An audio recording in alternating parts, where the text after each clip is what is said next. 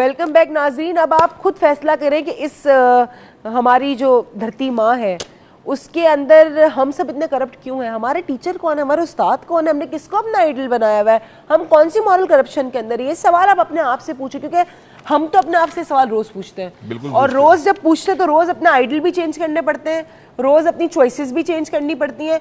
अच्छा, अभी एक साहब ने, इब्राहिम, बड़े यंग बच्चे थे, उन्होंने बड़ा मुझे एक कहते हैं ना बेबस सा सवाल लगा और बड़ा मुझे अफसोस हुआ है सवाल सुन के कि कहीं ना कहीं हमको अब सबको करप्शन का हिस्सा बनना ही पड़ता है। अब आप बताएं। देखिए ये सोच जो है ये गलत है। ये आती उस वक्त है जब आप बेबस हो जाते हैं, फ्रस्ट्रेशन का एक लिमिट आपके आ जाता है। उसके बाद आपको लगता है कि नहीं, अगर हमें सिस्टम में चलना है, रहना है, जीना है, नौकरी करनी है तो हमें बेईमानी करके करनी पड़ेगी, वरना नहीं होगा। अच्छा, अब कल हम बताएंगे बेसिकली कि फॉल्ट जो है वो हमारे माइंड के अंदर थॉट प्रोसेस में कहाँ से आया है। ठीक है, क्योंकि हमने कल बताएंगे इस पे। तो उस वक्त इस सवाल का जवाब आपके समझ में आएगा कि अगर वहां सही होता तो आपके सामने कोई भी सिचुएशन होती, आप कभी भी करप्शन की तरफ ना जाते। हजरत अली का एक वाकया छोटा सा बता दूं। उन्होंने एक जगह सराय के बाहर अपना घोड़ा बांधा, एक आदमी वहां पे मौजूद था, तो उससे कहा कि भैया ये मेरा घोड़ा है और उसमें सैडल जो कहते हैं उसका ख्याल रखना, मैं अंदर से आता हूँ। आप बाहर आए तो वो सैडल जो होती है उस पर वो लेके भाग गया था वो आदमी। तो दूसरा एक शख्स खड़ा था, तो हज़रत अली ने उससे कहा, देखो मैंने सोचा था कि जब मैं बाहर आऊँगा तो काम करके, तो मैं ये मेरा घोड़ा इसने ख्याल रखा है तो मैं उसको 3 दिरहम दूंगा इस घोड़े का ख्याल रखने का। अब वो जो सैडल चोरी करके चला गया है वो बेचेगा तो उसको 2-3 दिरहम मिलेंगे। तो उसके नसीब के अंदर रिस्क हलाल आ सकता था, मगर उसकी लालच ने वही रिस्क उसको हराम करके दिया।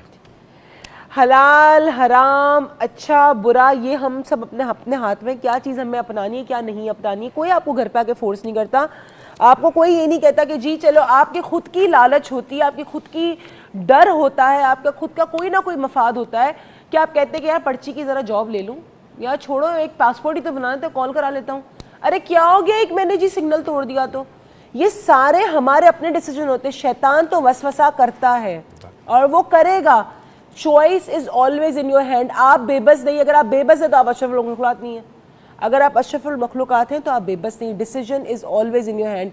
If you choose to be corrupt then you are corrupt, and if you choose not to be corrupt then you are not corrupt. It is as simple as that. कल होगी आपसे मुलाकात, बात करेंगे मजीद करप्शन पे। अपने सवालात हमें फेसबुक पे डॉक्टर मोइज लाउंज के पेज पे ही भेजिएगा। EFT की वर्कशॉप 25 को हो रही है, तो वाउचर्स के लिए कल भी कॉल करें। जिनका वाउचर निकला ठीक है, जिनको वैसे ही करनी तो वो हमारे 0345822111 पे कॉल करके अपने आप को रजिस्टर करवा सकते हैं। Because it's once in 5 years time, क्योंकि अभी हम 3-3.5 साल बाद ये वर्कशॉप करा रहे हैं। तो whoever wants to do it they can do it, and I love you all seriously। आप लोग हमारी फैमिली का हिस्सा है, but please stop to be corrupt. And over to you. बहुत शुक्रिया। करप्शन के हवाले से बहुत सारे ऐसे वाक़यात हैं जिनको मैंने अपनी आंखों से देखा है और कानों से सुना है। बाज़ ऐसे तकलीफ़देह वाक़यात सुने हैं मैंने, इतने ट्रेजिक है कि शायद बयान करना भी मेरे लिए मुश्किल ना हो। करप्शन का अंजाम, और बिलखुसूस इंसानी रिश्तों में करप्शन का अंजाम एंड में जो होता है वो इतना बुरा होता है कि जिसका आपको अंदाज़ा नहीं है। एक साहब की जो मैंने खुद देखा है और कानों से सुना, उन्होंने मुझे पूरा वाक़या अपनी ज़िंदगी का बताया है, और जब वो बता रहे थे वाक़या तो शायद आपको अंदाज़ा हो जाएगा जब मैं वाक़या बताऊंगा कि उनकी कैफियत क्या होगी। जब उन्होंने मुझसे शेयर किया ये वाक़या, वो मेरे पास आए थे, एक सेंस ऑफ लॉस था, इतना शदीद था कि वो ज़िंदगी गुजार नहीं पा रहे थे। तो वो मेरे पास आए थे हेल्प के लिए। बहरहाल बात ये थी उनकी कि जी वो एक गवर्नमेंट सर्वेंट थे और बड़ी अच्छी पोजीशन पे थे, और बहुत बड़े बड़े ओहदे पे जो लोग होते हैं उनके साथ उनका राब्ता था उस पोजीशन की वजह से। तो करप्शन इंतहा पे थी, और रिश्वत जो थी वो मेन चीज़ थी। लाखों करोड़ों रिश्वत में कमाते थे।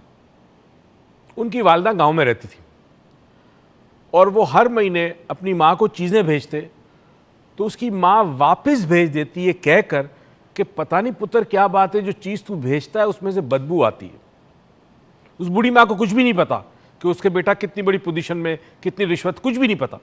बस ये कहती थी बदबू आती है, तो वो चीज़ें इस्तेमाल नहीं करती थी और वापस इसके पास आती थी। हर बार जब ये चीज़ें वापस आती थी अंदर इधर कुड़ता था, उसको बड़ी तकलीफ होती थी, मगर क्या करे, सिस्टम का हिस्सा बन चुका था। इतना हौसला नहीं था, इतनी जुर्रत नहीं थी, इतना ईमान नहीं था उसमें, इतना यकीन नहीं था उसको रब की ज़ात पर कि वो इस सिस्टम के अंदर से अपने आप को निकाल सके। अपने आप को कैद में डाला था, खुद निकलने को तैयार नहीं था, यह हिम्मत नहीं थी। बहरहाल वक्त गुजरता गया। 2 बेटे थे उसके, अगर मैं गलत नहीं कर रहा तो एक की उम्र शायद 16 साल थी, एक की उम्र शायद 14 साल थी, और बड़े सालों के बाद उसको औलाद हुई थी। और 2 बेटे थे और उसके बाद फिर कोई औलाद नहीं हो रही थी, तो बहुत ही चहीते थे। कई लोगों ने उससे, अच्छे लोगों ने उसको मशवरा भी दिया कि रिश्वत बंद कर दो, करप्शन जो तुम कर रहे हो, तुम्हारी वजह से ना जाने कितने लोग दुखी होते हैं, कितनों का हक मारा जाता है, जो लोग डिजर्विंग होते हैं उनको हक नहीं मिलता। मगर ये रोक नहीं सका था अपने आप को। एक चेन बन जाती है ना ऊपर से नीचे। बहरहाल हुआ ये कि एक दिन उसने डिसाइड किया, एक वक्त आया उसके साथ, और उसने तौबा कर ली और उसने रिश्वत देना बंद कर दी, लेना और देना दोनों। अब वो अपनी माँ को जब चीज़ें भेजता था तो हैरत की बात हुई कि इसकी माँ को अब वो बदबू नहीं आती थी उन चीज़ों से, तो वो खुश होने लगा।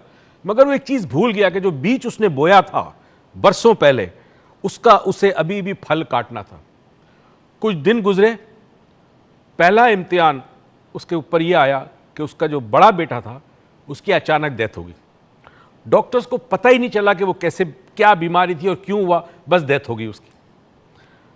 अब वो डेथ का जो सदमा, मौत का सदमा, जवान बेटे का 16-17 साल का बच्चा था, जो सदमा लेकर माँ बाप दोनों अभी सह भी नहीं पाए थे कि 2 महीने बाद दूसरे बेटे की मौत होगी।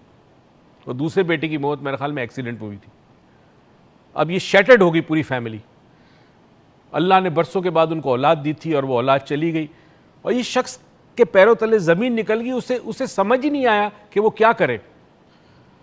अब वो रोता, इस्तग़फ़ार करता, परवरदिगार ने मुझे बदला दिया मेरे गुनाहों का, पता नहीं मैंने कितने यतीमों के सर पे से हाथ उठा दिया था, हकदारों को हक नहीं दिया था, नाइंसाफ़ी की थी। बहरहाल हो चुका था ये। जब वो मेरे पास आए तो वो 2 बेटों को खो चुके थे अपने, और उन्हें समझ नहीं आ रही थी कि अब वो ज़िंदगी कैसे गुजारे। एक शख्स जिसकी उम्र 55 साल के करीब हो गई थी और उसके साथ कोई जवान बेटों का सहारा नहीं, कोई औलाद नहीं।